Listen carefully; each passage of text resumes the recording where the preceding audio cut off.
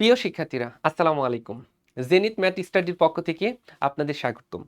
আপনারা যারা এবার এসএসসি পরীক্ষা দিচ্ছেন, তাদের জন্য আমরা হাজির হলাম উচ্চতর গণিতের ৭ম অধ্যায় নিয়ে। তো আশা করি এই ক্লাসটা দেখার পরে আপনাদের উচ্চতর গণিতে এই ৭ম অধ্যায় নিয়ে অর্থাৎ অসীম ধারা নিয়ে আর আপনাদের কোনো সমস্যা হবে না ইনশাআল্লাহ। তো আজকে আমি আপনাদের মূলত ২টা অঙ্ক করে দেব ইনশাআল্লাহ এবং পরীক্ষায় এই ২টা অঙ্কই আসবে ইনশাআল্লাহ। তো দেখেন, আমরা এখানে অলরেডি আমরা একটা অ্যানালাইসিস রেখেছি। একটু লক্ষ্য করে দেখেন। এই যে টাইপ 1 এর যে কোশ্চেনটা রেখেছি, একটু লক্ষ্য করলে আপনারা দেখতে পারবেন টাইপ 1 এর এই কোশ্চেনটা ইনশাআল্লাহ এটা 100% পরীক্ষায় কমন উপযোগী। এই প্রশ্নটাই পরীক্ষাতে আপনাদের আসবে। মূলত প্রশ্নতে কি বলা হবে বা কি চাওয়া হবে? মূলত আপনাদের চাওয়া হবে যে কি শর্ত আরোপ করিলে ধারাটি অসীমতক সমষ্টি থাকবে, এবং যদি ধারাটির অসীমতক সমষ্টি থাকে তবে সেই অসীমতক সমষ্টিটি আপনি নির্ণয় করেন। এই প্রশ্নটি এবার যারা আপনারা 2026 সালে এসএসসি পরীক্ষা দিচ্ছেন, 2026-এ যারা এসএসসি পরীক্ষা দিচ্ছেন তাদের মাস্ট বি আসবে, এবং যারা 87 বা তার পরবর্তী পরীক্ষা দিবেন তাদের জন্য অনেক গুরুত্বপূর্ণ। দেখতেই পাচ্ছেন এই কোশ্চেনটা কতবার এসেছে। আমি আবারও বলে দিচ্ছি 2026-এ মাস্ট এই কোশ্চেনটা আসবে। আপনারা শুধুমাত্র সব করার দরকার নাই, অ্যাটলিস্ট টাইপ 1 এর এইটা কি শর্ত আরোপ করিলে অসীমতক সমষ্টি থাকবে এবং সমষ্টি থাকলে তা নির্ণয় করো, এই কোশ্চেনটা এবং টাইপ 2 এর আপনার এই যে কোশ্চেনটা, এই দুইটা কোশ্চেন যদি আপনারা সমষ্টি সমাধান করেন তাহলে ইনশাআল্লাহ এখান থেকে আপনারা 8 মার্ক কমন পেয়ে যাবেন ইনশাআল্লাহ। তো আসেন কথা না বলে আমরা ক্লাসটি শুরু করি। তো আমরা আগে এখান থেকে একটা প্রশ্ন চুজ করে নিই যেটা আমরা সমাধান করব। দেখেন একই জাতীয় কোশ্চেন কতবার আসছে একটু লক্ষ্য করে দেখেন। এখানে বলছে এখানে আমাদের একটা ধারা দেওয়া আছে এবং এখানে বলছে একটি অসীম গুণোত্তর ধারা। এখন এক্স এর উপরে কি শর্ত আরোপ করলে অসীমতক সমষ্টি থাকবে? এক্স এর উপর কি শর্ত আরোপ করলে অসীমতক সমষ্টি থাকবে? দেখেন সেম কোশ্চেন, এটা দিনাজপুর বোর্ড 2024-23 এসছে এবং এই কোশ্চেনটা দেখেন সেম একটা ধারা দেওয়া আছে, একটা অসীমতর ধারা দেওয়া আছে। এখানে বলছে ওয়াই এর উপর কি শর্ত আরোপ করলে অসীমতক সমষ্টি থাকবে, সেম কোশ্চেন। আবার দেখেন এটা ময়মনসিংহ বোর্ড 2023 আসছে, পরের কোশ্চেনটা দেখেন সিলেট বোর্ড 2023 আসছে। দেখেন এক্স এর এস এর এই যে এস এস এস, এখন এখানে বলছে এক্স এর উপরে কি শর্ত আরোপ করলে অসীমতক সমষ্টি থাকবে, কি শর্ত আরোপ করলে অসীমতক সমষ্টি থাকবে তা নির্ণয় করেন। তাহলে আমরা এই যে কোশ্চেনটা অ্যানালাইসিস করলাম, আপনারা যদি একটুখানি লক্ষ্য করে দেখেন 2023 পর্যন্ত, মানে আমরা যদি বলি 2014 সাল থেকে আপনাদের মূলত সৃজনশীল পদ্ধতিতে পরীক্ষা শুরু হয়েছে 2014 সাল থেকে। তো 2014 সাল থেকে আমরা যদি বলি 2025 সাল পর্যন্ত যতগুলো এসএসসি পরীক্ষায় আসছে প্রত্যেকবার সব থেকে গুরুত্বপূর্ণ টপিকসের মধ্যে ছিল 7ম অধ্যায়ের এই টাইপের ম্যাথটি। তো আসুন আমরা প্রথম অঙ্কটি সমাধান করে দিব এবং অনুরূপ অঙ্ক দেখেন প্রচুর অঙ্ক আছে, প্রচুর ম্যাথ, সব একই নিয়মের অঙ্ক, সব একই নিয়মের অঙ্ক।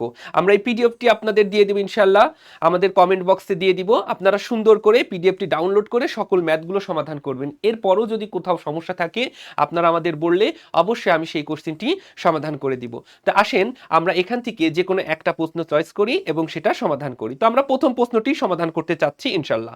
তো দেখেন আমাদের প্রথম প্রশ্নটা আমরা সমাধান করার জন্য প্রথম প্রশ্নটি আমরা তুলে নিব। তো আমাদের 1 নম্বর প্রশ্নটি সমাধান করব। তো 1 নম্বর প্রশ্নে আমাদের কি দেওয়া আছে আমরা সেটা লিখি, গিভেন দ্যাট। আচ্ছা, গিভেন দ্যাট এর পরিবর্তে আপনারা দেওয়া আছে লিখতে পারেন। আমাদের এখানে দেওয়া আছে 3 into plus dot dot dot dot dot dot.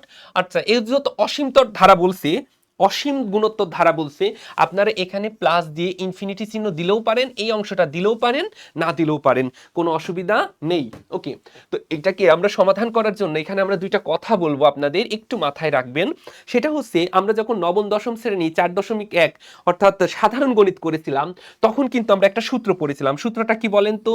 A inverse, A inverse, এই যে এ ইনভার্স এন, এই ইনভার্স মানে কি? ইনভার্স মানে 1/, ইনভার্স মানে 1/, এবং যা থাকবে তাই। এই সূত্রটা কিন্তু আমরা করেছিলাম, ঠিক আছে না? তাহলে দেখেন তো এখানে এই 3 এর জন্য 3 আমরা লিখতে পারি, এই ইনভার্সের পরিবর্তে আমরা কি লিখতে পারি? 1/, আমাদের যা থাকলো তাই সেটা আমরা লিখে দিলাম। ওকে, প্লাসের জন্য প্লাস, 9 এর জন্য 9।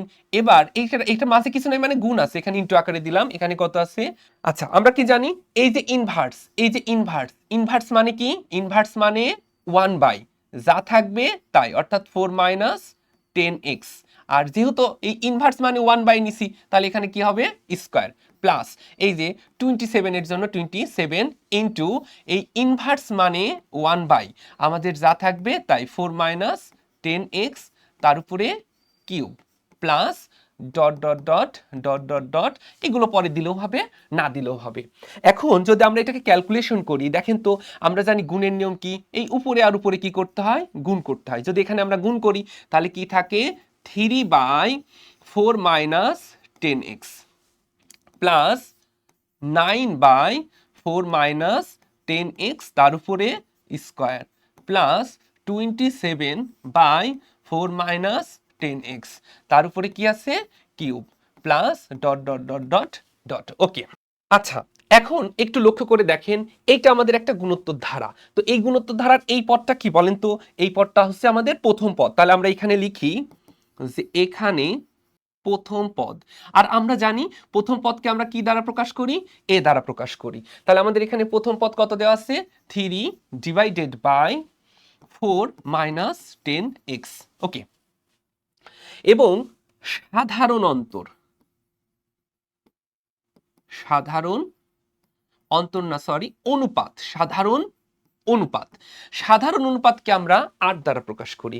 তাহলে 8টা মানে কি, 8টা মানে মূলত পরের পদ অর্থাৎ দ্বিতীয় পদ ভাগ প্রথম পদ, অথবা দ্বিতীয় পদ ভাগ দ্বিতীয় পদ, অর্থাৎ পরেরটা ভাগ আগেরটা। তাহলে আমরা এটাকে শর্টকাট বলতে পারি কি, পরেরটা ভাগ আগেরটা।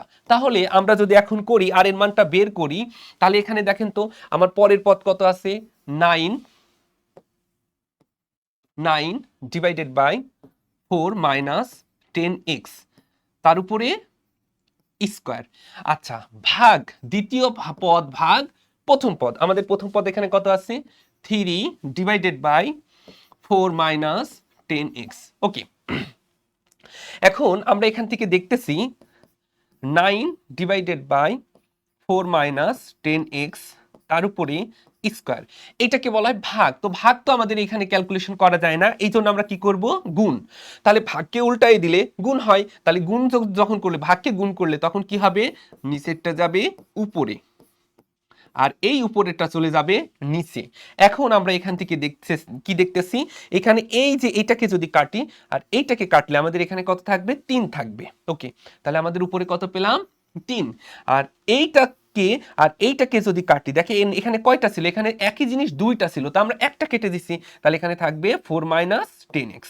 তাহলে আমরা এখানে থেকে পাইলাম কত, 4 - 10x। ওকে, এটা হচ্ছে কি আমাদের আর এর মান। একটু লক্ষ্য করে দেখেন, ধারাটির অসীমতক সমষ্টি কখন থাকবে। আপনাদের এই কথাটা সুন্দর করে মুখস্থ করে লিখে নিতে হবে যে ধারাটির অসীমতক সমষ্টি থাকবে কখন থাকবে, যদি এবং কেবল যদি এবং কেবল যদি modulus of R less than 1 হয়। এই কথাটা আমাদের সবাইকে মুখস্থ করে নিতে হবে। তো ধারাটির অসীমতক সমষ্টি থাকবে, কোন গুণোত্তর ধারার অসীমতক সমষ্টি থাকবে যদি modulus of R less than 1 হয়। কোন গুণোত্তর ধারার অসীমতক সমষ্টি থাকবে যদি modulus of R less than 1 হয়। এখন এই যে modulus of R less than, এটাকে কিন্তু দুই ভাবে লেখা যায়। তো আমরা সবথেকে সহজ ওয়েটা আমরা লিখব। এই কথাটার মানে কি, এই কথাটার মানে মূলত হচ্ছে এই যে আর এর মান, আমরা এখানে অর্থাৎ দিয়ে লিখি, অর্থাৎ আমাদের এই যে আর এর মান 1 থেকে ছোট, আর এর মান 1 থেকে ছোট এবং -1 থেকে বড়, modulus of R less than 1। এই কথাটার মানে হচ্ছে আর এর মান অর্থাৎ এই যে আমরা যেটা পেয়েছি, এই আর এর মানটা আমাদের হবে 1 থেকে বড়, 1 থেকে -1 থেকে বড়, কিন্তু 1 থেকে ছোট। ওকে, তাহলে এখানে আমরা কি করব, এই আর এর পরিবর্তে আর এর মানটাকে বসিয়ে দেব। আচ্ছা, এটাকে দেখেন তো আমরা এখন এভাবে লিখতে পারি কিনা, যে এই যে আর এর মান -1 থেকে বড়, লিখতে পারি কিনা? হ্যাঁ, অবশ্যই পারি। আবার মানে আমি এই অংশটাকে লিখছি, তাহলে এখান থেকে লিখতে পারি যে আর মানে -1 থেকে আরটা বড়, এইটুকু লিখতে পারি, এইটুকু লিখছি। এবার এইটুকু যদি লিখি তাহলে আমরা এখান থেকে কি লিখতে পারি, যে আর লেস দেন 1। ওকে, এবার আমরা কি করব, আর এর মানটাকে বসিয়ে দেব। তো আর এর মানটাকে বসাই, দেখেন আর এর মান আমরা কত পেয়ে গেছি, -1 লেস দেন, আর এর মানটাকে বসিয়ে দিলাম 3/4 - 10x। ওকে, অনুরূপভাবে এখানেও আর এর মানটাকে বসিয়ে দেই, 3/4 - 10x লেস দেন 1। ওকে, এখন আপনারা যদি একটু লক্ষ্য করে দেখেন, এই অঙ্কগুলো করার সময় আপনারা অঙ্কটাকে একটু ভেঙে ভেঙে করবেন। এই অঙ্কগুলো করার সময় অঙ্কটাকে একটু ভেঙে ভেঙে করবেন, তাহলে ভালো হবে। আর আরেকটা কথা মাথায় রাখবেন, এই ক্ষেত্রে অসমতা, এই অসমতা অঙ্কর ক্ষেত্রে দুই ক্ষেত্রে, শুধুমাত্র আমাদের এই অঙ্কর ক্ষেত্রে দুই ক্ষেত্রে অসমতা চেঞ্জ হবে। কয়টা ক্ষেত্রে? দুইটা ক্ষেত্রে। 1 নাম্বার ব্যস্তীকরণে, তাহলে আমি লিখে ফেলি অসমতা চেঞ্জ হবে 1, আমরা এটা নোট করে লিখবেন, 1 নাম্বার ব্যস্তীকরণে, ব্যস্তীকরণে। আচ্ছা, আর 2 নাম্বার ঋণাত্মক সংখ্যা দ্বারা গুণ, অর্থাৎ -1 দ্বারা গুণ করার ফলে, -1 দ্বারা গুণ। আমরা যদি এই দুইটা কাজ করি তখন কি হবে, তখন আমাদের অসমতা চেঞ্জ হয়ে যাবে, বাকি ক্ষেত্রে অসমতা চেঞ্জ হবে না। আচ্ছা, এবার আমরা যদি একটুখানি কালারটা চেঞ্জ করে দেখাই, দেখেন তো এর নিচে কিছু নাই মানে কত আছে বলেন, 1 কিন্তু একটা আছে, 1 কিন্তু একটা আছে। এখন এইটাকে যদি আমরা ব্যস্তীকরণ করি তাহলে কি পাবো আমরা বলেন তো, আমরা যদি এখান থেকে এটাকে ব্যস্তীকরণ করি তাহলে কি হবে, আমার এই নিচেরটা চলে যায় উপরে, এই যে নিচের, এই নিচেরটা চলে যায় উপরে, আর এইটা চলে যায় কোথায়, নিচে। ওকে, এখন আমরা এইখানেও যদি আমরা কি করি, ব্যস্তীকরণ করি, তাহলে আমাদের এই যে নিচেরটা চলে গেল উপরে, আর এই উপরেরটা চলে গেল নিচে, নিচেরটা চলে গেল উপরে এবং উপরেরটা চলে গেল নিচে। তাহলে আমরা এখানে কি করেছি, ব্যস্তীকরণ করেছি। আর আমরা বলেছি ব্যস্তীকরণ করলে অসমতা চেঞ্জ হয়, তাহলে অসমতা এদিকে ছিল, এখন অসমতা ঘুরে উল্টো দিকে চলে গেল। আশা করি আপনারা সবাই বুঝতে পেরেছেন। এখন আমরা যদি এইটাকে ক্যালকুলেশন করি, এটা আসলে এইভাবে করে কেউ করেন না, একবার এইটাকে -1 দিয়ে দেন, একবারে -1 দিয়ে দেন। আমি বোঝানোর সাথে অঙ্কটাকে একটু ভেঙে দিয়েছি। তাহলে এটাকে আমরা লিখতে পারি কি, একটা জিনিস মাথায় রাখবেন, এ আমরা যদি লিখি -a ডিভাইডেড বাই বি, এই কথাটা যা, আবার a ডিভাইডেড বাই -b, এই কথাটাও তাই, আবার এটাকে -a/b, এটাও তাই। এই তিনটা কথাই মূলত একই কথা। তাহলে আমরা এইটাকে মূলত একবারে কি লিখতে পারি, -1 লিখতে পারি। কি লিখতে পারি, -1 লিখতে পারি। এখন আমাদের এখানে যা ছিল আমরা সেটা লিখে দিলাম, 4 - 10x ডিভাইডেড বাই 3। ওকে, এখন আমাকে কি করতে হবে, এই যে x এর সাথে কিচ্ছু রাখা যাবে না, xটাকে আমরা কি করব, শুধু xটাকে রাখবো, বাকিগুলো সবগুলোকে বাইরে বের করে দিব। এখন x কে রাখতে হলে আমার প্রথমে 3 কে বের করতে হবে, তাহলে 3 কে কি করলে বের হবে, আমরা দেখেন উভয় পক্ষে যদি আমরা 3 দ্বারা গুণ করি, এই পাশে আমরা কি করলাম, 3 গুণ করলাম, তাহলে ওই পাশে 3 গুণ করলে এই পাশেও কি করতে হবে, 3 গুণ করতে হবে। যদি আমরা ওখানে 3 গুণ করি তাহলে এখানে কি থাকলো, -3 গ্রেটার দেন, এইটা আর এইটা কেটে গেল, তাহলে এখানে কি থাকলো, 4 - 10x। ওকে, আবার এখানে আমাদের কি ছিল দেখেন, আমাদের এখানে ছিল -3 গ্রেটার দেন 4 - 10x। ওকে, আমরা এখান থেকে কি করব দেখেন, আমরা এখান থেকে এই যে 4টাকে বিদায় দেবো, এখন 4টার সাথে কি করলে এটা 4 বাদ হয়ে যাবে, আমরা যদি এই পাশে -4 করি, ওই পাশে -4 করছি সমতা ঠিক রাখার জন্য, এই পাশেও আমরা কি করলাম, -4 করলাম। তাহলে এখান থেকে আমরা কত পেলাম দেখেন তো, এখান থেকে পেলাম -7, কত পেলাম, -7 গ্রেটার দেন, এইটা আর এইটা কি হয়ে যায়, কেটে যায়, তাহলে এখানে কি থাকে, -10x। ওকে, আমরা এখানে এই পর্যন্ত রেখে দিই, পরের অংশটা ওই পাশটা আমরা কমপ্লিট করে আসি। ওকে, এখানে একটু লক্ষ্য করে দেখেন, তো আমরা এখানেও ব্যস্তীকরণ করব, এখানে যদি ব্যস্তীকরণ করি এর নিচে অবশ্যই কত আছে, 1 আছে। দেখেন এখানে আমি বুঝাই দিয়েছি এই অংশটা, আর এত ডিটেলস করা লাগবে না, একবারে করে দিতে পারি, এই 1টা লেখার কোনো দরকার নেই। তাহলে এখানে যদি ব্যস্তীকরণ করি তাহলে এই নিচেরটা চলে যাবে কোথায়, উপরে, তাহলে এই নিচেরটা চলে যাবে উপরে, আর উপরেরটা চলে যাবে কোথায়, নিচে, তাহলে এই নিচের 1 দেওয়ার কোনো দরকার নেই।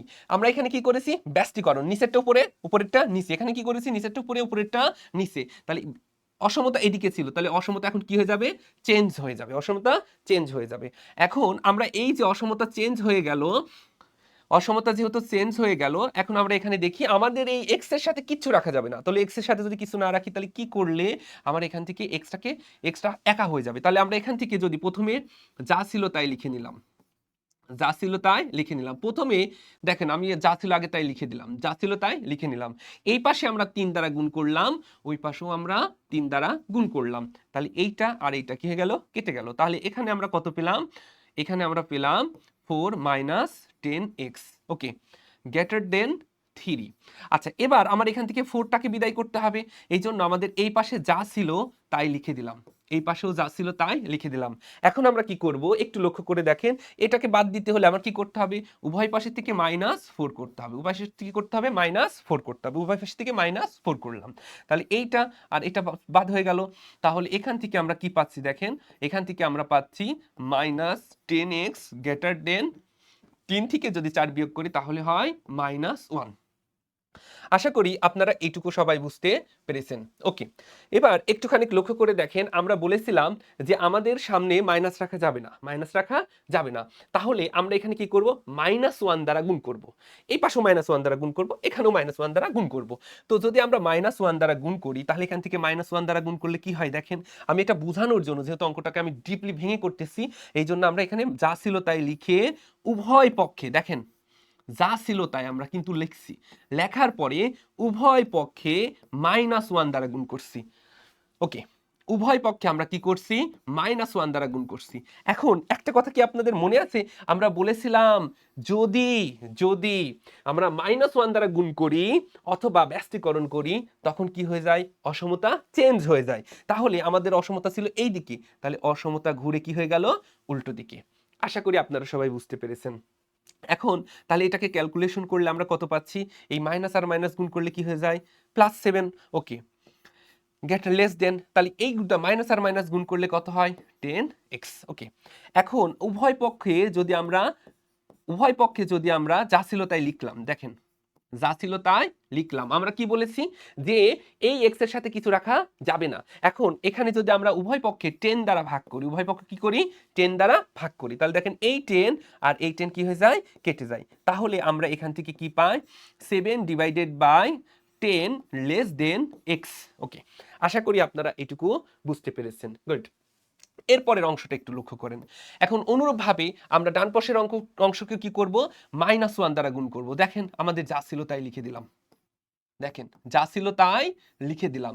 এখন আমরা কি করব, এই পাশেও -1 দ্বারা গুণ করলাম, ওই পাশেও -1 দ্বারা গুণ করলাম। তো আমরা কি বলেছিলাম, অসমতা চেঞ্জ হবে দুই ক্ষেত্রে, 1 নাম্বার ব্যস্তীকরণ করলে আর 2 নাম্বার -1 দ্বারা গুণ করলে। তো আমরা যেহেতু -1 দ্বারা গুণ করেছি তাহলে অসমতাটা ছিল এই দিকে, দেখেন ছিল কোন দিকে, এই দিকে, অসমতা ছিল এই দিকে। এখন চেঞ্জ হয়ে উল্টো হয়ে গেল, চেঞ্জ হয়ে কি হয়ে গেল, উল্টো হয়ে গেল। এখন যদি আমরা ক্যালকুলেশন করি, এই মাইনাস মাইনাস গুণ করলে কি হয়, প্লাস 10 কে 10, x এর জন্য x। ওকে, লেস দেন এই দুটাকে গুণ করলে কত হয়, 1। এবার উভয় পক্ষ যদি আমরা কি করি বলেন তো, উভয় পক্ষ থেকে যদি আমরা যা ছিল তাই লিখে দিলাম, দেখেন যা ছিল তাই লিখে দিলাম। উভয় পক্ষে আমরা 10 দ্বারা ভাগ করলাম, উভয় পক্ষে আমরা কি করলাম, 10 দ্বারা ভাগ করলাম। যদি আমরা 10 দ্বারা ভাগ করি তাহলে এখানে কি করলো, কি হইলো, এই যে 10 আর 10 কেটে গেল, তাহলে থাকলো x less than, x less than, আর এখানে ছিল কত, 1/10। তাহলে এইটাই হচ্ছে আমাদের নির্ণেয় শর্ত। তাহলে আমরা এখানে শর্তটাকে লিখে ফেলি। তাহলে আমাদের নির্ণেয় শর্ত কি, অতএব নির্ণেয় শর্ত। তাহলে আমরা শর্ত কি পেলাম, শর্ত পেলাম, দেখেন এটাকে এভাবে না লিখে, দেখেন তো এটাকে এভাবে লেখা যেত না। মানে একটা জিনিস মাথায় রাখবেন, এই হায়ের মধ্যে যেটা থাকবে সেটা বড়, সামনে যেটা থাকবে সেটা ছোট, হার মধ্যে যেটা থাকবে সেটা বড়, সামনে যেটা থাকবে সেটা ছোট। তার মানে এক্সটা বড়, এটা ছোট। তাহলে এটাকে তো এভাবেও লেখা যায় উল্টো করে, যে এক্সটা বড় 7/10টা ছোট। আপনার এভাবেও লিখলেও হবে, এভাবে লিখলেও হবে। তাহলে আমাদের শর্ত কি পেলাম, যে x greater than 7/10, x greater than 7/10, অথবা অথবা আমরা এই পাশে যে অংশটা পেয়েছি সেটা, যে x লেস দেন 1/10। আপনারা এভাবেও অ্যান্সারটা লিখতে পারেন, আবার এইটাকে দুইটাকে একত্রে লিখেও লিখতে পারেন, অথবা দিয়ে আপনারা এটাকে এভাবেও লিখতে পারেন, অথবা বা দেখেন আমরা এই যে এক্সটাকে যদি মাঝে রাখি তাহলে এখানে দেখেন এক্সটা কি বড়, এক্সটা কি বড়, এক্সটা কার থেকে বড়, এক্সটা কার থেকে বড়, 7/10 থেকে বড়, কার থেকে বড়, 7/10 থেকে বড়। এক্সটা ছোট, এক্সটা ছোট, কার থেকে ছোট, কার থেকে ছোট, 1/10 টেন থেকে ছোট, 1/10 থেকে ছোট। এখন আপনাদের নিচের লাইনটা করার কোনো দরকার নাই, নিচের লাইনটা কোনো করার দরকার নাই, জাস্ট এইটুকু লিখলেই আমাদের কি হয়ে গেল, অ্যান্সার। কি হয়ে গেল, অ্যান্সার। তাহলে আমাদের এক্স উপরে কি শর্ত আরোপ করলে অসীমতক সমষ্টি থাকবে? আমরা যদি এক্স এর উপরে এই শর্ত আরোপ করি তাহলে অসীমতক সমষ্টি থাকবে, অথবা নিচেরটা লিখলেও হবে, না লিখলেও হবে, আপনাদের ইচ্ছা। ওকে, এখন আমাদের প্রশ্ন কি বলেছিল, আরো শুধু অসীমতক সমষ্টির শর্তই চেয়েছিল না, যদি অসীমতক সমষ্টি থাকে তাহলে তার সমষ্টি কত। এই ক্ষেত্রে আমাদের একটা সূত্র মনে রাখতে হবে। দেখেন, অসীমতক সমষ্টির সূত্র মনে রাখতে হবে। ওকে, দেখেন, আমরা জানি আমরা জানি আমরা কি জানি, অসীমতক সমষ্টি, অসীম সমষ্টি এটাকে এস ইনফিনিটি দ্বারা প্রকাশ করা হয়। ওকে, এটা সমান A divided by 1 minus R, A divided by 1 minus R. Okay, তাহলে আমরা দেখেন প্রথমেই কিন্তু এর মান বের করে নিয়েছি। তো আমাদের এর মান কত ছিল, 3 divided by 4 minus 10x divided by 1 minus 3 divided, R এর মান আমরা বের করেছিলাম, বলেন তো আর এর মান আমরা কত পেয়েছিলাম, 3 ডিভাইডেড বাই 4 মাইনাস 10x। ওকে, এখন আমরা এই যে উপরে যা ছিল তাই লিখলাম, 3 ডিভাইডেড বাই 4 মাইনাস 10x লিখলাম। এখন এর নিচে কিছু নাই, মানে কত আছে, 1 আছে। তো 1 এবং 4 মাইনাস 10x এর লসাগু কত, 4 মাইনাস 10x। ওকে, তো এখন এই 1 4 মাইনাস 10x এর মধ্যে কয়বার যায়, 1 4 মাইনাস 10x এর মধ্যে 4 মাইনাস 10x বার যায়। তো 4 মাইনাস 10x এবং এই 1 সেটা গুণ করলে কত হয়, 4 মাইনাস 10x হয়। ওকে, এবার এই যে লসাগু 4 মাইনাস 10x এর মধ্যে এই যে 4 মাইনাস 10x হর কয়বার যায়, একবার যায়, সেই 1 মাইনাস 3 এর সাথে গুণ করলে কত হয়, মাইনাস 3 হয়। তো আমরা উপরে কত পেলাম, আমরা উপরে পেলাম 3 divided by 4 minus 10x, 4 minus 10x। Okay, divided by 4 এর থেকে 3 বিয়োগ করলে কত হয়, 1 minus 10x divided by 4 minus 10x। Okay, এখানে আমাদের কত আছে দেখেন, 3 ডিভাইডেড বাই 4 মাইনাস 10x। এই যে এই চিহ্নটা, এটাকে আমরা কি বলে সম্বোধন করি, এটাকে আমরা ভাগ বলি। তো ভাগের পরিবর্তে কি করতে হয়, গুণ।